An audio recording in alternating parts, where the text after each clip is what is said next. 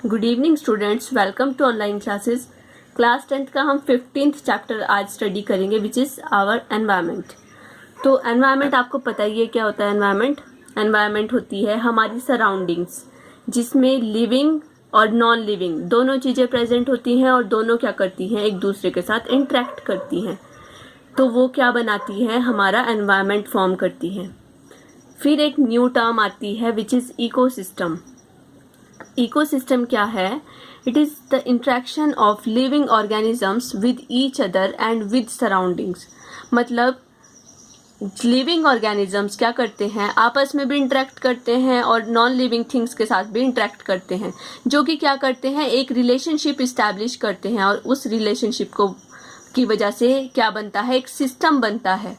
उस सिस्टम को बोलते हैं इकोसिस्टम, जिसमें एनर्जी का एक्सचेंज होता है ट्रॉपिक लेवल पे।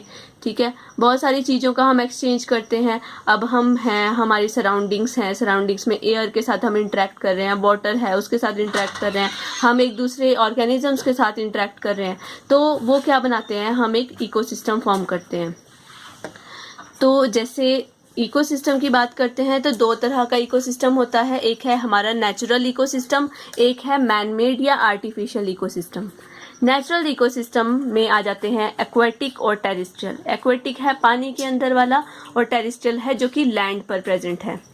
एक्वेटिक में फ्रेश वाटर इकोसिस्टम भी होता है और मरीन वाटर इकोसिस्टम भी होता है। फ्रेश वाटर इकोसिस्टम में एग्जांपल आ जाते हैं रिवर, लेक, पॉन्ड। जैसे एक पॉन्ड है, पॉन्ड की आप बात करते हैं तो एक पॉन्ड के अंदर क्या है, वहाँ पर वाटर है, वाटर के साथ नीचे सॉइल वहाँ पे प्रेजेंट है। अब उसमें बहुत सारे प्लांट्स भी हैं, एनिमल्स भी हैं, मेंढक वगैरह वहाँ पे रहते हैं, फ्रॉग्स हैं, ठीक है, और छोटे छोटे फाइटोप्लैंक्टन्स हैं, जू प्लैंक्टन्स हैं। वो क्या करते हैं, आपस में एक दूसरे के साथ इंटरेक्ट करते हैं। प्लांट्स एनिमल्स के साथ भी इंटरेक्ट करते हैं, एनिमल्स वाटर के साथ भी इंटरेक्ट करते हैं, प्लांट सॉइल के साथ भी इंटरेक्ट करता है। तो वो सारे मिलके क्या बनाते हैं, एक सिस्टम फॉर्म करते हैं। तो वो एक पर्टिकुलर सिस्टम आ जाता है हमारा छोटा सा पॉन्ड का इकोसिस्टम। ऐसे ही हमारी अर्थ भी एक इकोसिस्टम फॉर्म करती है। हम छोटे छोटे इकोसिस्टम की भी बात कर सकते हैं, जैसे रिवर है, रिवर के अंदर भी बहुत सारे नॉन लिविंग मैटर भी है और लिविंग मैटर भी है, वो एक दूसरे के साथ इंटरेक्ट करके इकोसिस्टम फॉर्म करता है।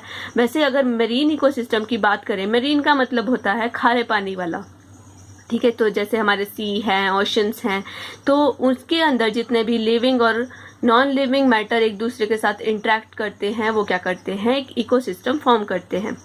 फिर हम बात करते हैं टेरेस्ट्रियल इकोसिस्टम की, जो कि है लैंड पर। इसमें आ जाता है हमारा फॉरेस्ट। एक जंगल है, जंगल के अंदर बहुत सारे पेड़ हैं, बहुत सारे जानवर हैं, बहुत सारे बर्ड्स पेड़ के ऊपर रहते हैं। तो वो क्या करते हैं, एक फॉरेस्ट इकोसिस्टम फॉर्म करते हैं। ऐसे ही हमारा डेजर्ट का इकोसिस्टम है, बहुत सारे रेगिस्तान है, रेगिस्तान में जिसे देखते हैं रेत है, और वहाँ पे पाए जाने वाले जो अडेप्टेड ऑर्गेनिजम्स हैं, जो उस एनवायरनमेंट में सर्वाइव कर सकते हैं, वो वहाँ के एनवायरनमेंट के साथ इंटरेक्ट करते हैं, वहाँ के एनिमल्स के साथ इंटरेक्ट करते हैं और एक सिस्टम फॉर्म करते हैं, उसको बोलते हैं डेजर्ट इकोसिस्टम। इसी तरह से ग्रासलैंड इकोसिस्टम भी आ जाता है। फिर हम बात करते हैं मैनमेड और आर्टिफिशियल इकोसिस्टम की। ये तो नेचुरल है, जो कि प्रकृति ने खुद से बनाया है।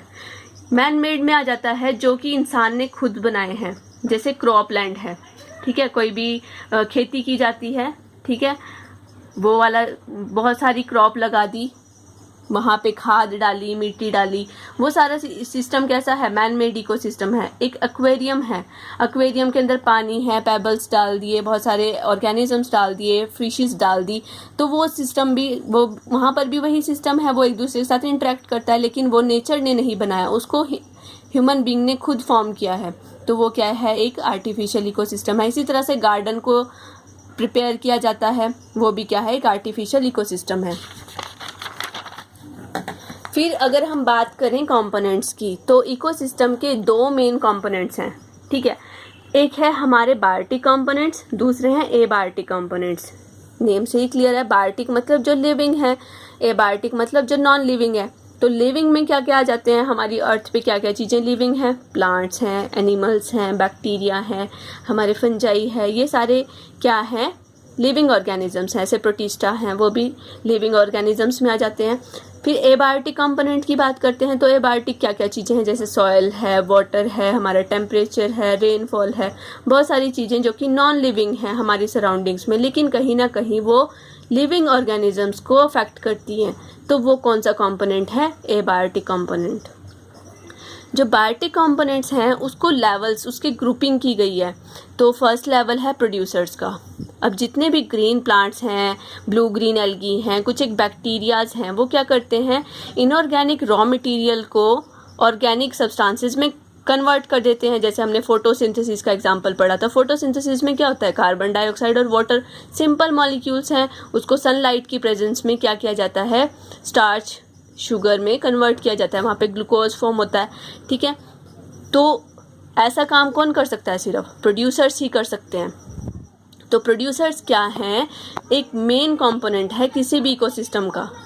इसके बाद आते हैं कंज्यूमर्स। कंज्यूमर्स में आते हैं हमारे वो ऑर्गेनिजम्स जो कि प्रोड्यूसर्स के ऊपर डिपेंड करते हैं अपने फूड के लिए। ठीक है, तो वो सारे क्या हैं, कंज्यूमर्स हैं। कंज्यूमर्स हमारे फर्दर डिवाइडेड हैं, जैसे हर्बीवोरस हैं, पैरासाइट्स हैं, कार्निवोरस हैं, ओमनीवोरस हैं। हर्बीवोरस कौन से हैं, जो कि डायरेक्टली प्लांट्स को कंज्यूम करते हैं। ठीक है, प्रोड्यूसर्स पे डायरेक्टली डिपेंड करते हैं। तो ग्रास ईटर्स आ गए, जैसे काऊ है, डियर है, ये सारे हैं हर्बीवोरस।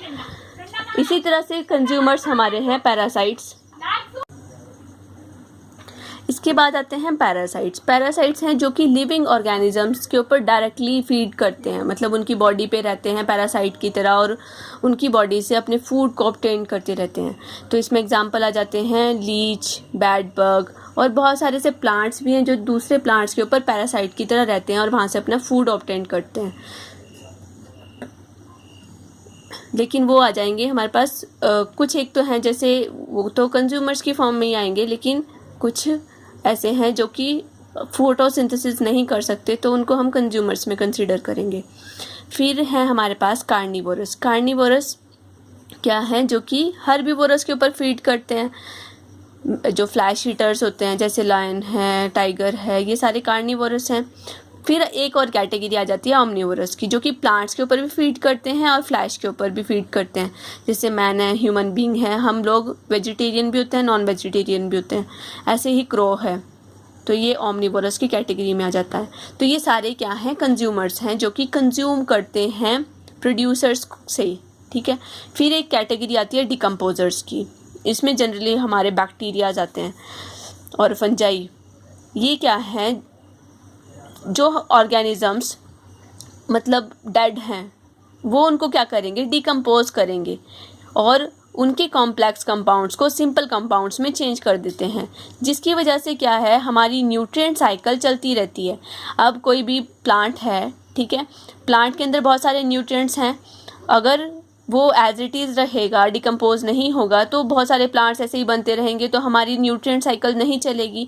तो डिकम्पोजर्स क्या करते हैं, उनको तोड़ देते हैं सिंपल कंपाउंड्स में, तो वहीं से नाइट्रोजन रिलीज़ हो जाती है, फॉस्फोरस रिलीज़ हो जाता है, बहुत सारे कंपोनेंट्स रिलीज़ हो जाते हैं जो कि नेचर में वापस से जिनकी रिसाइकलिंग हो जाती है। तो डिकम्पोजर्स हमारे नेचर की साइकिलिंग को मेंटेन करने में बहुत इंपॉर्टेंट रोल प्ले करते हैं। फिर बात करते हैं फूड चेन की। फूड चेन क्या होती है, it is an arrangement of different biotic groups in a sequence of energy transfer. Energy transfer होता है, आपने छोटी क्लासेस में तो पढ़ा होगा कि जो फूड चेन होती है, फूड चेन में क्या होता है, एक ऑर्गेनिज्म है, उसको दूसरा उसके ऊपर फीड करेगा, उसको कोई और तीसरा खाएगा, फिर उसको कोई और चौथा खाएगा। ठीक है, इस तरह से क्या है, एक फूड की चेन बनती रहती है। लेकिन एक्चुअल में उसमें होता क्या है, एनर्जी ट्रांसफ़र होता है। तो इस लेवल पर आकर 10th क्लास में आप फूड चेन की डेफिनेशन देंगे। Food chain refers to an arrangement of different biotic groups in a sequence of energy transfer. तो दीज बायोटिक ग्रुप्स आर, ये बायोटिक ग्रुप्स कौन कौन से हैं, प्रोड्यूसर्स हैं, हर्बीवोरस हैं, कार्निवोरस हैं। ठीक है, इसमें क्या है, एनर्जी का फ्लो हो रहा है हर एक लेवल पर। तो ये क्या है, 3 स्टेप फूड चेन है। तो इसमें जैसे एक छोटा सा एग्जांपल है, बहुत कॉमन सा एग्जांपल है हमारे पास। तो जैसे ग्रास है, ग्रास के ऊपर कौन फीड करता है, ग्रास होपर। ग्रास होपर को कौन खाता है, फ्रॉग। फ्रॉग को कौन खाता है? स्नेक। स्नेक को कौन खाता है? पीकॉक। तो क्या है, ये एक फूड चेन है। हर एक लेवल पर क्या है, एनर्जी का ट्रांसफर हो रहा है। In a food chain these biotic components where transfer of energy takes place is called trophic level. हर एक लेवल क्या है, एक ट्रॉफिक लेवल है, क्योंकि हर एक लेवल पे एनर्जी ट्रांसफर हो रहा है। ठीक है, तो ये सारे क्या है, trophic level 1, trophic level 2, trophic level 3, हर एक लेवल पे क्या है, एनर्जी ट्रांसफर हो रही है। तो ये क्या फॉर्म करते हैं, एक ट्रॉफिक लेवल। ट्रॉफिक का मतलब होता है फूड।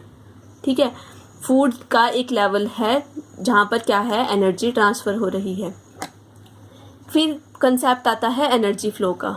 अब क्या है, जितने भी ऑर्गेनिज्म हैं वो क्या करते हैं, जैसे प्रोड्यूसर्स की हम बात करें तो प्रोड्यूसर क्या करता है, जो हमारे प्लांट्स हैं 1% सनलाइट को यूज़ करके फोटोसिंथेसिस करते हैं और सिंपल कंपाउंड्स को चेंज कर देते हैं कॉम्प्लेक्स कंपाउंड्स में।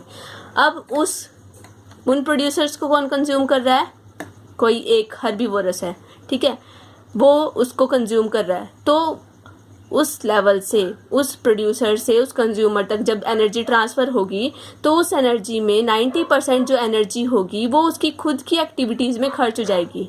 ठीक है, मतलब एक्टिविटीज़ में खर्च होने का मतलब है वो उसकी बॉडी में सस्टेनेबल नहीं है, वो ख़त्म हो जाएगी उसकी बॉडी में।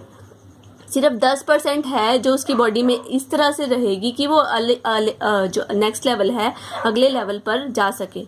ठीक है, तो 90% का लॉस हो जाता है रेस्पिरेशन में, डाइजेशन में और लाइफ प्रोसेसेस में 90% लॉस हो जाती है। सिर्फ 10% ही उसकी बॉडी में स्टोर होती है।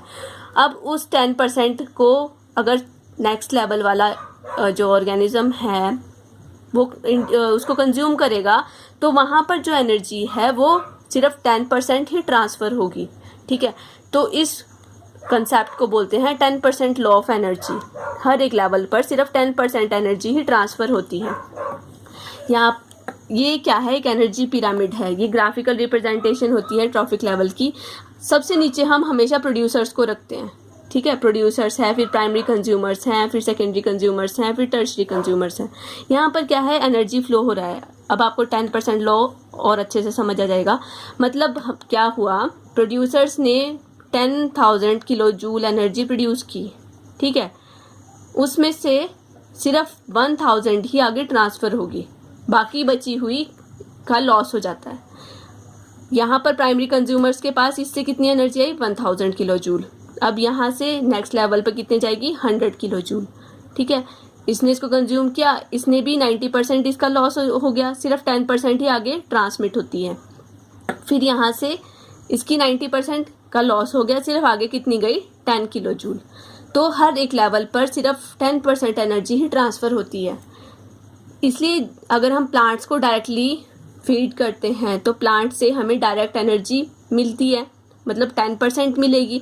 लेकिन अगर हम ट्रॉफिक लेवल में, फूड चेन में और ज़्यादा दूर जाते रहते हैं तो एनर्जी का जो लेवल है वो और ज़्यादा कम होता रहता है।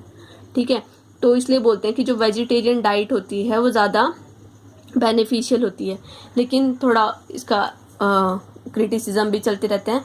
लेकिन अगर हम इकोसिस्टम की बात करें, 10% लो की बात करें, तो उसके अकॉर्डिंग जो डायरेक्टली हम प्लांट से कंज्यूम करते हैं तो वहाँ से हमें ज़्यादा एनर्जी मिलती है। और ये क्या है, ट्रॉफिक लेवल है। अब फूड चेन की हम बात कर चुके हैं।